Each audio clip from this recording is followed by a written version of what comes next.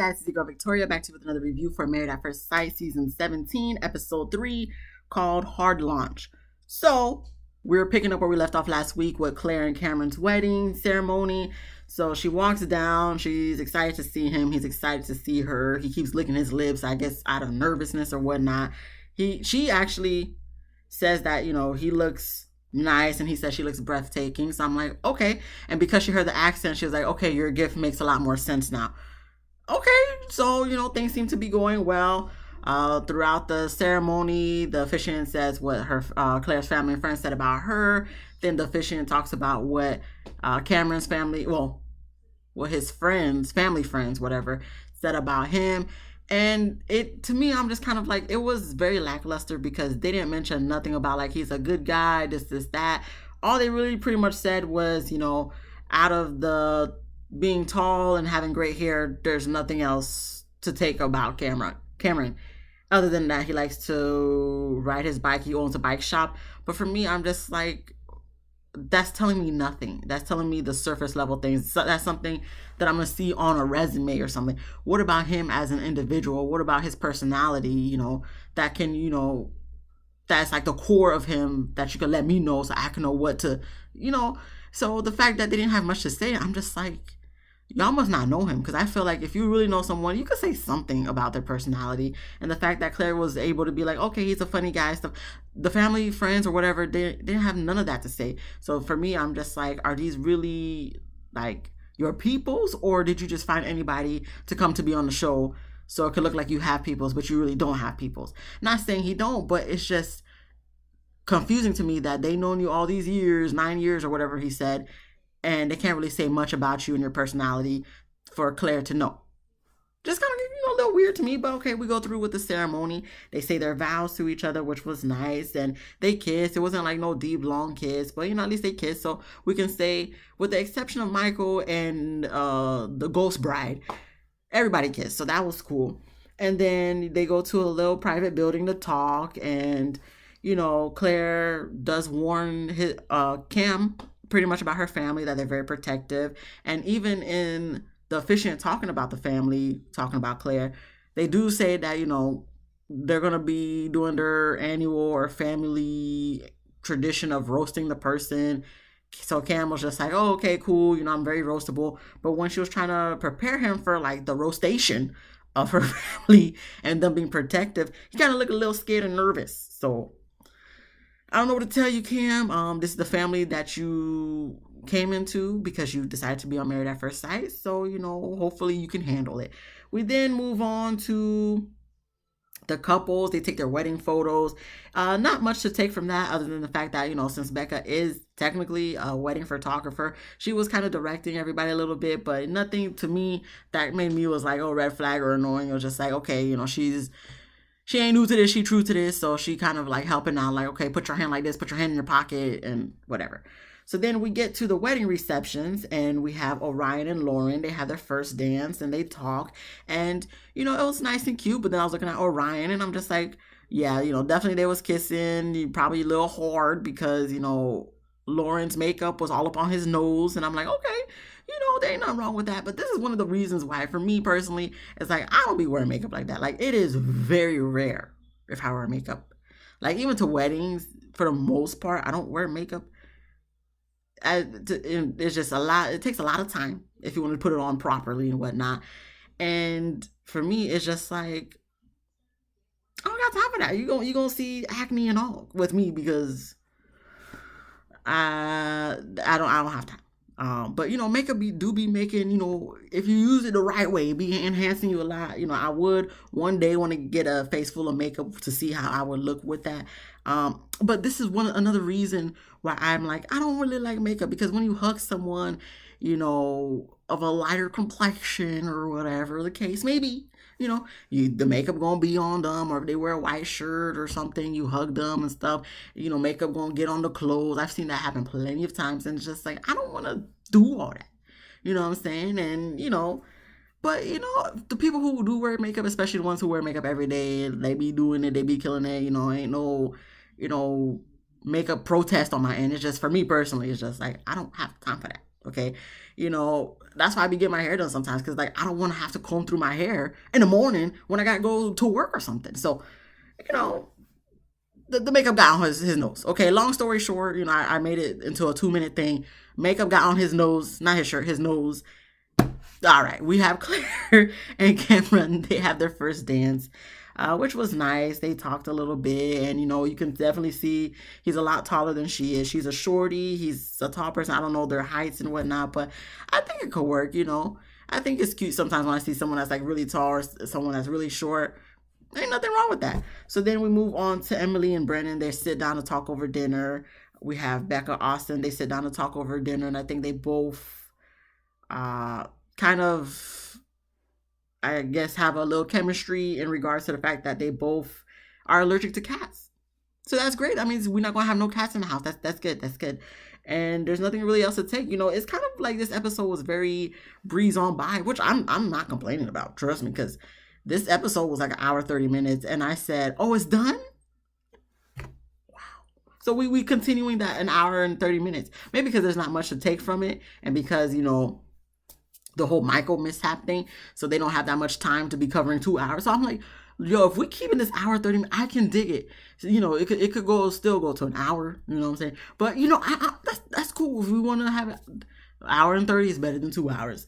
So after Becca and Austin, we have Orion and Lauren. They sit down and talk over dinner, and that's when Orion breaks to Lauren that, listen, I do live with my mom, because I got a lot going on with school and the work I do. So, it's just best to stay with my mom. So Lauren, she said that the conversation has come up with her friends and whatnot, like if you still live with the mom, and she don't really necessarily have a problem with that as long as like, okay, you still saving money, you still doing what you need to do, and that's not like you being with your mom out of desperation. Now, granted, on one hand, a lot of people will look at that as like a red flag or whatever. But in my head, I'm, looking at his age. He's 27. Okay. He's still in school. He got things going on. He's still working and whatnot. But honestly, I'm just like back then, I feel like in my younger years, like when I was still in high school or when I was still in college, I would be like, oh no, he, at this age, he better have his own place. But in 2023, in today's society, with these high-ass rent prices, high-ass house prices, I'm really not mad at somebody still staying out there. I'm mad at myself for moving out of my parents' house. I'm mad at myself. Like, yeah, it was cool in college because it's like, yeah, you got a dorm and, it's not like how, well, actually back then, prices for apartments, well, in my area where I live, was like $1,000. Now to even rent a well, that was like a 1-bedroom. Now to rent a 1-bedroom, average is like $2,000. So, I be thinking to myself, I'm like, damn, why was I so ready to be an adult and move out my people's house? Because they wasn't forcing me out. It's just, I couldn't do the things I could do now. Okay. But I'm just like, I should, I would move back in. Okay. Because listen, for the most part, your parents' house paid off, almost paid off, or whatever the case may be. And it's just easier when you have multiple people helping out with bills and stuff, because in today's society in the US of the A, it's hard out in these streets. So listen, on one hand, I could get someone feeling like you're not independent or you can't handle your own, but who can at this point? Okay, unless you're rich and stuff, or you're very well with money and you have a great paying job and stuff like that. I'm not mad at someone still being like, I'm still living with my people to save money and do what I do, because at the end of the day, a lot of people who be living with their parents, they out there dipping and doing it better than us who on our own and stuff and trying to fend for ourselves. You know what I'm saying? So like, I'm with Lauren on this. As long as you saving money and still doing what you need to do and not kind of like relying on your mother type of thing, I'm not mad at it. So listen, kudos to you, Orion. Kudos to you. Now, if you want me to move in with you and your mama, then we're gonna have to talk about that. Okay, we probably gonna have to get our own place. But you by yourself, you a single, is one thing. It's just we gonna be married and together and stuff. We should get our own place. For reasons and purposes. It's just best to move on out when you're married. So we'll see how that goes with them, and when they discuss that or whatever, if they discuss that, if they get to the point where they are discussing that for after the 8 weeks and whatnot. But okay, we're gonna move on. I talked about it too much. I already okay. We didn't get to Claire and Cameron. They have their first dance. Emily and Brennan. Oh nope, sorry. Claire and Cameron, they talk over dinner. And then that's when we get to the family and friends. They're making the speeches and, to do the toast and whatnot. Nothing really much to take from that. And then the couples, they cut the cakes and feed each other. Then we get to everybody talking with their in-laws and the, spouse's friends. So we have Austin's groomsmen talking to Becca and pretty much telling her that Austin, in regards to intimacy and stuff, he needs a little bit of time. You can't just be bomb rushing into everything. Like he kind of eases into things a little bit. And it's funny because then we have Austin talking with Becca's friends, and they're telling him, oh, she's very sex positive and stuff. So, sometimes she could just, be ready to jump right in. So he's kind of just taking that information. Becca's taking the information that the groomsmen are telling her, and we'll see what happens that night. So then we get to more scenes of people dancing from the weddings, and then that's when we have Orion and Lauren do, I guess it's called the follow the leader in regards to Orion's culture. So that was nice to see. And, I don't mind that at all. She said she liked it. But for me, I don't want to make it seem like I'm trying to say anything's a red flag. I don't think it's a red flag that you want to incorporate your culture, especially on your wedding day, because I'm pretty sure a lot of cultures have very specific traditions on the wedding day. My only thing is, are we going to be hearing about this throughout the whole season about his culture, doing things for his culture? Because if that's the case, then I hope he then in turns be like, okay, what do you do for your culture that, we can do as well? So it's just I just hope he's not dominant and okay, it has to be like my culture, and that he'll incorporate her culture. I feel like he wouldn't be that type of way, but you never know, because I just feel like that's what he mainly talks about, incorporating his wife into his culture as opposed to incorporating each other into each other's culture. So we'll see how that works out. But then we have Becca talking with Austin's roommate, and I feel like this was the best scene of the whole night or the whole episode, just because I felt like they really were talking to each other like they were the best of friends. And I'm like, yo, Becca and Austin, this might be the only lasting, or the last hope of, I'm not gonna say this franchise, but the last hope of this season, because everybody else is kind of like, I don't know, but I really feel like Becca and Austin, they can make this work. They can make this go, through the long run, just because it just seems like everything is going so well in these beginning episodes. And it's kind of, I don't like to compare my favorite couple of all of Married at First Sight lifetime, okay? But, season 11, Amani and Woody, they had awesome chemistry. And, the family and friends were, commingling and vibing with each other very well. And, Becca and Austin, they giving me that same type of vibe.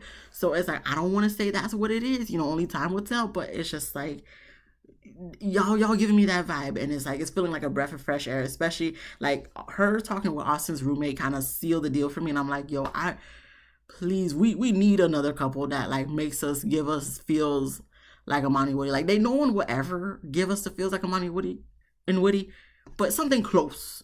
And I feel like Becca and Austin have the potential to make it to that close part. So I'm really hoping the best for them. They're the only hope I have for this season at this point in time, but I'm hoping, guys, please. Okay, because Married at First Sight, we don't know what's going on with them. Okay, because at this point, so many people done dropped off, flew out, and they done with Married at First Sight. I'm still holding on hope. So I hope y'all work out. We then move on to Cameron talking with Claire's sisters and her friend, and I didn't like this scene. I thought I wasn't gonna like the sisters. I thought the sisters was gonna annoy me. And even though one of them is drunk and their makeup is all smeared and stuff on their face, I'm just like, I'm actually going to give this to y'all, because I just felt like in this scene, he was talking about himself, oh yeah, your mom likes me so much and she's very nice and stuff. And I'm like, okay, you're talking with your wife's that you just met 2 minutes ago. You're talking with her family and friend. This is the time you should take to be like, oh, so how's Claire? Do you any heads up or stuff you should let me know about, and how does she react with this, how can I make her feel like the prettiest woman in the world, all ask questions about your wife with her family. Why are you talking about yourself? Unless they're asking you questions about yourself, why are you it felt like he was initiating the conversation and talking about himself, where I feel like if you're trying to initiate conversation with your in-laws and whatnot, you should be initiating a conversation in regards to your spouse that you just met 2 minutes ago. So that's the only reason why I'm just I didn't really like this scene with him and the family and friend. But I mean, it looked like they were just making fun of him anyway. So I'm just like, you know what? I thought I was gonna y'all roasting him, but at this point he talking about himself anyway. So I mean, go ahead, go about it. That's y'all family tradition, whatever. We didn't get to Lauren talking with Orion's friends. It seemed to be going well for the most part.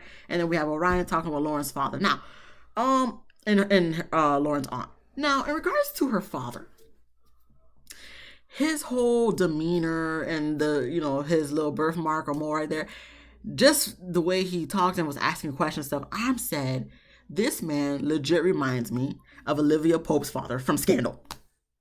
Anybody else feel the same way? Let me know, because I'm just like, this gives me Olivia Pope's father vibes. Obviously they love their baby girl and whatnot, and they gonna make sure no man gonna hurt their baby girl. That's just the vibe he gave me.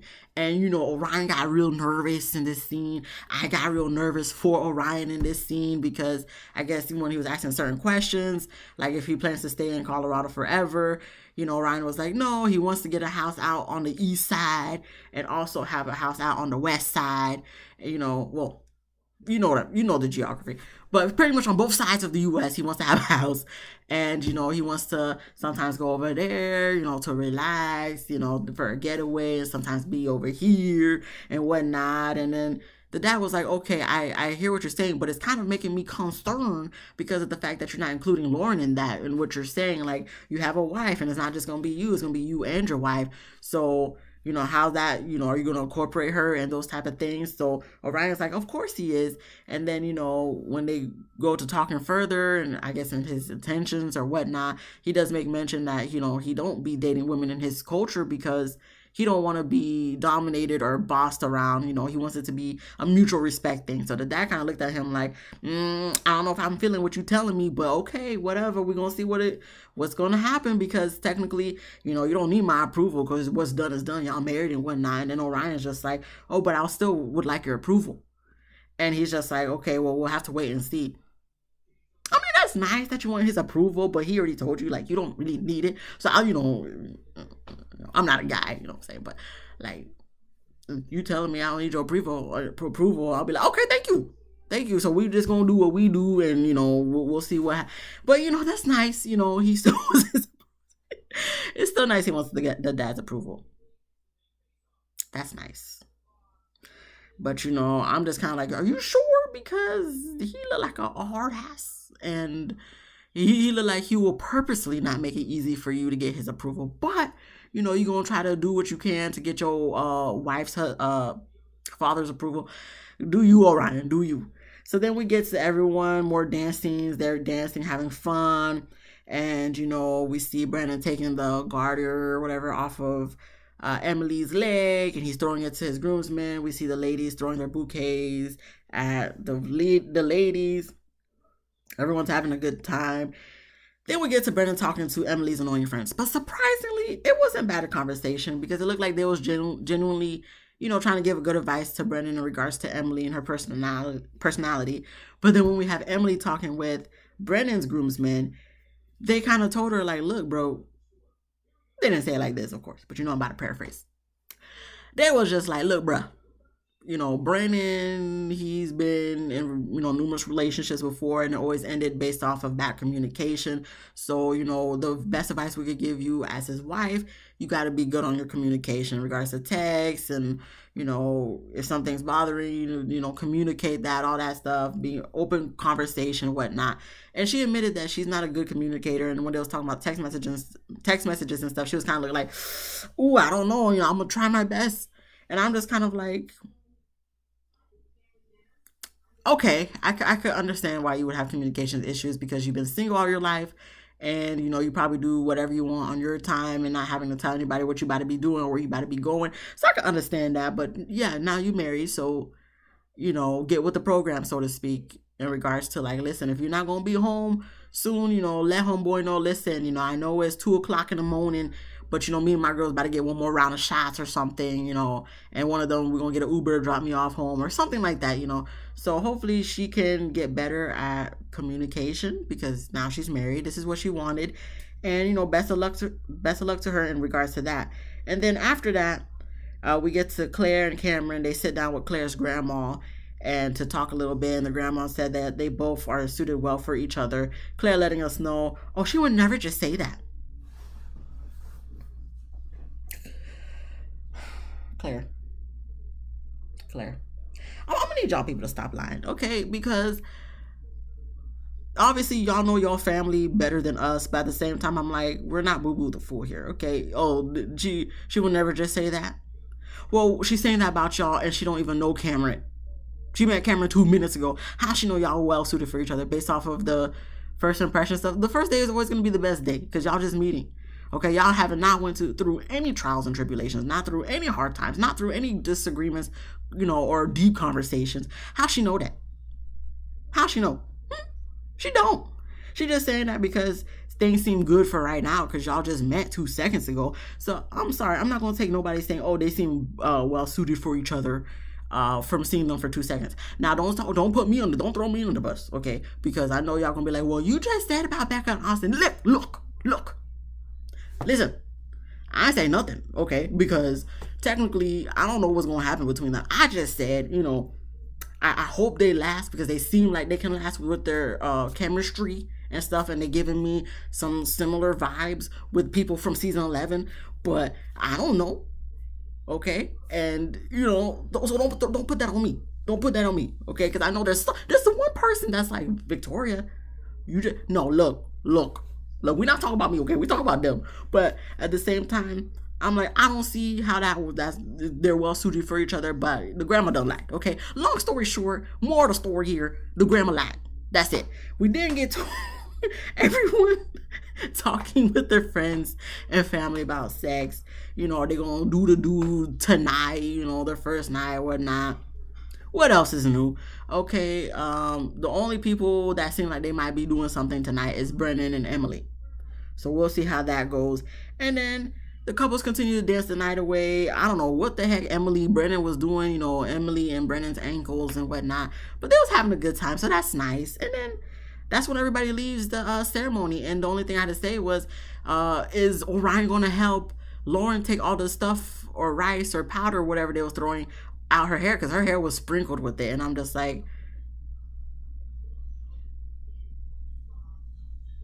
who gonna take this off? Who gonna help her take all that out? Oh, Orion, I hope you are, because it's not your first time, being with the Browns. So listen, I hope you help her.